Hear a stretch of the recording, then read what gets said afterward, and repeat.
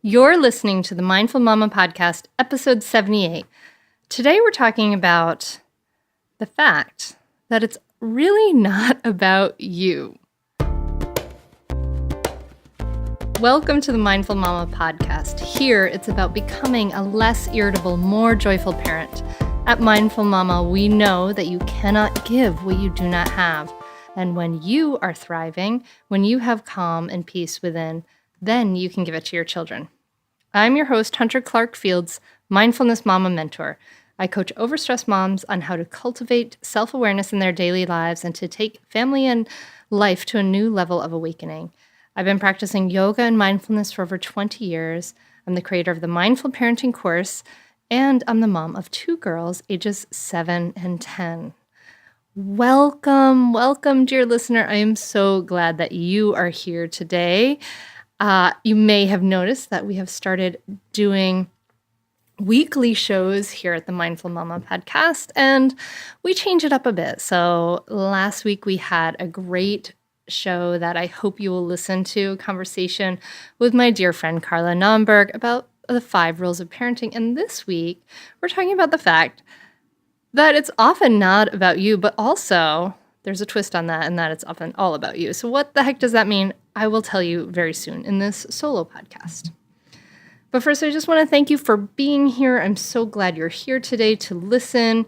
And I really want to thank some friends for some iTunes reviews. Yay! You guys have been giving some iTunes reviews. So I want to thank Diana Lorene, which I think is how it is, for her 5-star review and lovely comments. Thank you so much. And from K Shook 123 and from Moments by Noelle for your 5-star reviews. Thank you guys so much. Moments by Noelle wrote, "Thank you Hunter, for all your work. Almost every time I listen, I'm in tears. I'm so moved by your words of wisdom. My daily life with my children has transformed and will continue to be more light and free thanks to you." Thank you.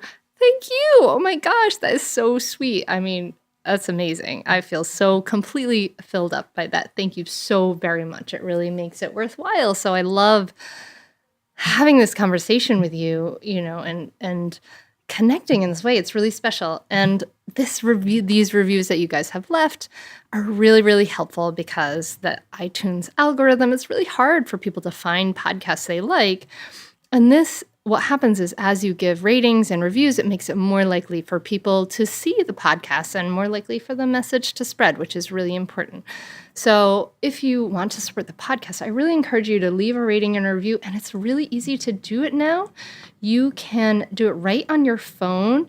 You just open up the podcast app, and even if you are already subscribed, which I hope you are, just go to that search button at the bottom and search for the Mindful Mama podcast. And then you click on it and you can leave a rating and review right there on your phone. It makes it so easy. So please do support the podcast by leaving a rating and review. It means a lot to me. And I will probably thank you right here on the air. So we're going to dive right into this podcast. First, I just want to let you know that the Mindful Parenting course is available as a self-study this summer. And if you do choose, you are really wanting this information and you want to choose to take the course, you can take it, and then you'll have the opportunity when the live Mindful Parenting course comes around in October 2017, you will have the opportunity to join in, to upgrade to do the live course, which is really great to do because you get 8 weeks of live personal coaching. And then you get to come back and jump into that coaching every single time we run the live course. So it's really, really worthwhile. So anyway, you can find that at hunterclarkefields.com. Look under Work With Me, and you'll find the Mindful Parenting course. So on to this episode.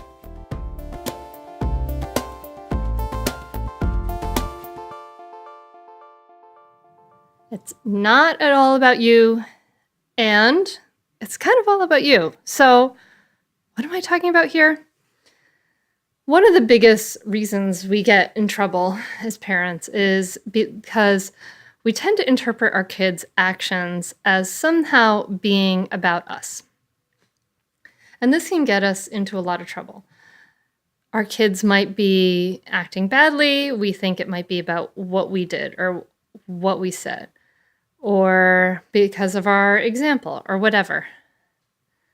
The thing is that with all the other people in our lives, even in our own children, they are living in their own minds. They are living in a completely different world from the one we live in. And when we're taking something personally, we're making an assumption that we know what is going on in their world, and we're trying to impose our world on their world. So there's this saying that I teach to my coaching clients, and I think it's really helpful here, right? Like this idea of don't take it personally. So it's a saying, and it sounds kind of crazy, but this saying is to help us to just like detach a little bit from things, right? And it's just not my problem.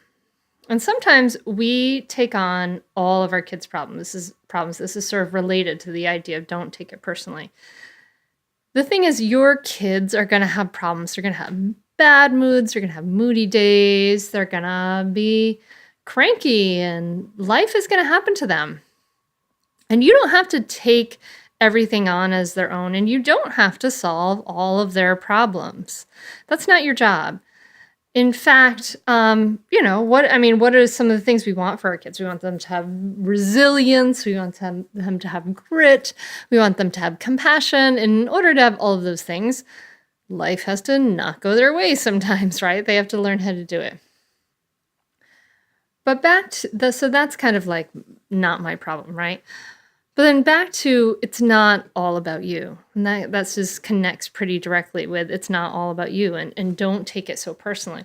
This is actually one of the 4 agreements that the author Don Miguel Ruiz talks about in his classic book, The 4 Agreements. He says, just don't take anything personally, right?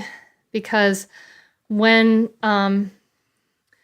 even when a situation seems really personal, even if it seems like to insult you directly, he says that it really has nothing to do with you. And what people say, what they do, and the opinions they give are according to what's going on in their own minds, right?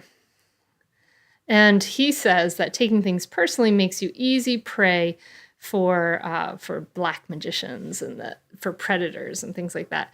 Not that our kids are predators, but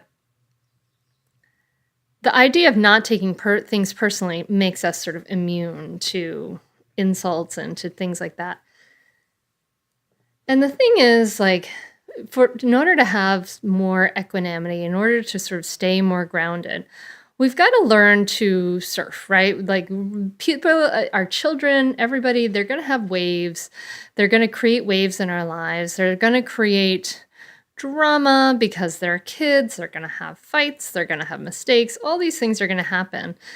And when we take it personally, like when we take some of their stuff personally, it really adds more drama to the situation, right? Rather than diffusing the situation. And this is kind of like going back to that idea, the Buddhist idea of non-attachment, right? The idea of a non-attachment. And non-attachment can sound kind of cold, but really the idea is to let go of our expectations and our attachment to how things are going to be, our assumptions to how things are going to be. Because really it's our expectations and assumptions that cause us to suffer. When I think about how I would implement this in my own life, how to not take things so personally, I have to tell you, I haven't been terribly good at it. It's hard to do. It's really, really hard to do. There's a saying that I really understand fully to be true, which is when people are feeling badly, they're acting badly. And it's so important to understand that, like when our kids are feeling badly and that's when they're acting badly because they're feeling badly, right? Like people who are feeling good or feeling at peace or feeling secure and happy, they're not going to be acting badly. It's only people who are feeling badly who are acting badly. So we can see that people who are acting badly are suffering, right? They have some kind of suffering. They're feeling badly that is causing them to sort of feel badly. But at the same time, it's hard to stop that sort of automatic reaction that we have of defensiveness, etc., um, of hurt because we have taken some their anger, whatever it is, very personally, right? And this is not our fault. This is not some kind of failing in us that we take things personally. And it's really important to remember that, you know, as human beings, we are tribal animals and we define who we are in a large part through the relationships we have, right? Through the relationships with those we love. We're always kind of attuned to what is going on in our relationships, and we're dependent upon others for our happiness, our security, our emotional security, our financial security, and sometimes even our safety, right? We're looking to others. Because we live in social situations, we look to others to fill our needs, right? We look to others to have support and encouragement and care. So it's really natural that we would be looking to others and we would be taking things personally, that we would be very attuned to how others, our family feels about us, and etc.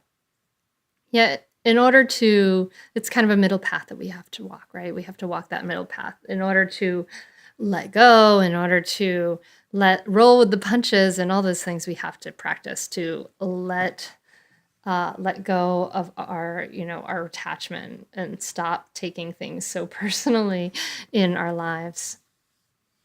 There's a Zen saying that I teach that is really, really helpful with this, because the thing is, we can never, ever, ever really know what's going on in somebody else's mind, right? You know how much your own mind makes up stories and does judgments and things like that. So we know that that's happening for other people, but we really don't know what is going on in other people's lives and other people's minds. So there's a Zen saying, and you can try it. And I find it really helpful. And so as you breathe in, you think to yourself, clear mind, clear mind, clear mind. And as you breathe out, you think to yourself, don't know. So want to try it with me? Inhale, breathing, clear mind, clear mind, clear mind. And breathing out, thinking, don't know. And what this is just simply a mindfulness pattern interrupter to kind of help us interrupt the pattern of our making our assumptions. So it's not about you. What's going on with your kids is not necessarily about you. Let's practice our clear mind and our don't know, and let go of our attachment to this so that we can let some of these things go, right? And then we can be more present when we're not all wrapped up in our own personal emotional response. But I started this podcast saying it's not about you, but it's actually kind of all about you. So what the heck does that mean? Well, as we're talking about to some degree, we can't control other people. We can't control their thoughts. We don't know what they're thinking. We can't control their feelings. We don't really know what's going on with them. And so in some ways, it's all about you. Parenting is all about you. So parenting is essentially in how we respond to our children at a moment-to-moment basis. And we know that kids are really terrible at doing what we say, but they're really great at doing what we do. They tend to model us. They tend to imitate us in all kinds of different ways. And so parenting in that way is kind of all about you. I mean, you can have great intentions and tell your kids all these things, but if you are not walking the walk, their BS meter is really high and really attuned, and they're going to see right through you. It's really all about you in that if you want your kids to be more respectful and speak more respectfully to them, you have to speak respectfully to them. If you want your kids to be more cooperative with you, you have to be cooperative with them. If you want them to be polite with you, you have to be polite with them. If you want them to not be on their phones all the time, not addicted to their screens, you have to get off your screen too. You have to walk the talk. And it's all about you in that the work of parenting, it's not about fixing them. They're okay. They are wonderfully, beautifully imperfect human beings, just like the rest of us, and they're learning and they're going to figure this stuff out. And they don't necessarily really need us to teach them all the time and be our teacher. In fact, they just need us to model being a real human being. If we want patience in them, they need us to model patience with them, right? If we want them to be able to accept and take care of their own difficult feelings, we have to learn how to accept and take care of our own difficult feelings ourselves. And this is a really, really huge one. If you want your kids to love themselves, you have to love yourself. You have to love and accept yourself exactly as you are, right? Like if that's what you want for your kids, like I think about that. That's what I want for my kids. I want them to be comfortable in their own skin. I want them to love and accept themselves exactly as they are. I don't want them to think they're perfect and, can do no wrong. And I don't want them to, think that they're not good enough and full of shame, right? I don't want either of those, but I want them to love and accept themselves exactly as they are. I mean, if they're free of all that baggage of shame and self-doubt and feeling not worthy and not good enough that the rest of us carry, like we all carry this stuff, right? If my kids could be free of that, imagine the energy they could take to the world. I mean, it's unbelievable to think about that. Imagine a whole generation of kids who could take that to the world. I mean, this is really why I do the work we do. So if you want that for your kids, if I want that for my kids, I have to love and accept myself exactly as I am. And that's a practice. That's a practice. It's about interrupting the pattern of negative self-talk and replacing it with kind words that I might say to my own best friend. I say them to myself. So can you say the same? Could you talk to yourself as you would talk to your own best friend? I mean, if this is what you want for your kids, this is what you have to practice for you. You cannot give what you do not have. And in that way, it's all about you. And it's also all about you in that, our kids just ultimately need our presence, right? They need us to be real. They need us to really be there. And to show, love is attention. Love is attention. We talk about that here. And that doesn't mean, of course, that you have to be attentive to your kids 24 hours a day or 12 hours a day or whatever. But it just means that when you're with your kids, you're with them. You're not you're not going through your to-do list. You're not feeling necessarily unworthy. You're not wrapped up in your own drama, maybe. I mean, that's going to happen sometimes, but hopefully for the most part, right? Like when you're with them, you're really present. You're seeing them. You're curious about them. You're interested in them, right? Just like the way you feel when you're falling in love with someone, that you're curious about them. You're interested in them. You see them. Wow, you see that they are a miracle of humanity, of existence. Like, I mean, yeah, we're not going to see our kids as a miracle of humanity existence all the time, especially not when they're giving us snarky comments or something. But can we just see them? Can we be there? Can we be really present? And so to be there for them, you have to be there for you. Practice being present for you too. And that goes back to our mindfulness practice. And you can get a free audio training that I have done about developing your own mindfulness practice, exactly how to do it. And that is at mindfulmomguide.com. But it's not all about you. So don't take it so personally, my friend. And remember, it is all about you. It's all about how you are living your life and your choices, right? It's all about your own inner work. It's all about taking care of yourself, maybe learning some skillful communication, learning to ground yourself, learning that mindful self-care, really making that a priority in your life. When I speak of mindful self-care, I'm not necessarily talking about your pedicure. I'm talking about taking time, quality time to have stillness every day in your day. And you can do it too. You can start to create a small habit and build that muscle. So do it. You can do it. Thank you so much for listening to this episode. I hope that you liked it, and I hope that the whole idea that it's not about you gives you some relief, and that it's all about you, and that it's all about you being grounded and you feeling good in yourself.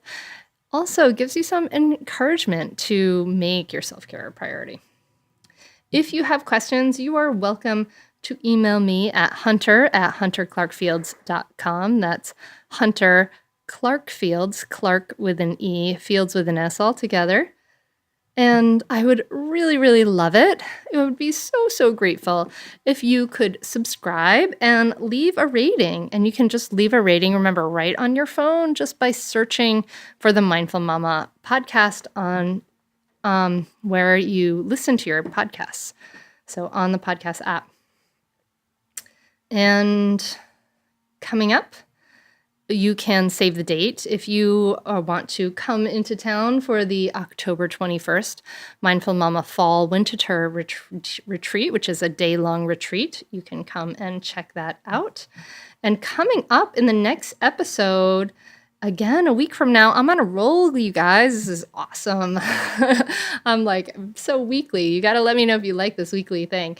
But coming up next week, I will have Leslie Davis of Dharma Mamas on, and we are going to be talking about becoming more present and bringing mindfulness into our lives as moms and how it can help kids. So hope you will stay tuned for that, and make sure you get your free audio guide if you haven't gotten it already. And you can just find that at Mindful Mom Guide, and it's about the superpower that will, I promise, help you in every single aspect of your life.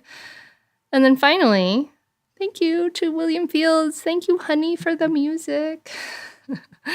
All right, I'm wishing you a really beautiful, peaceful week, my friend. Namaste.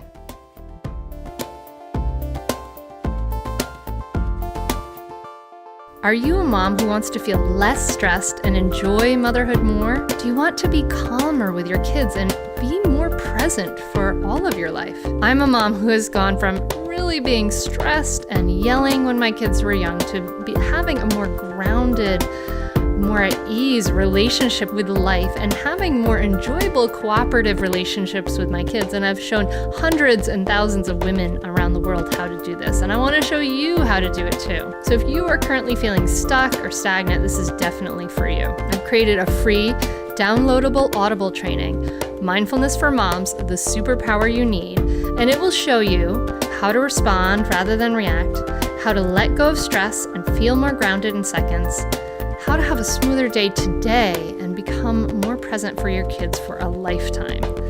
To get on this audio training absolutely free, simply visit the website www.mindfulmomguide.com.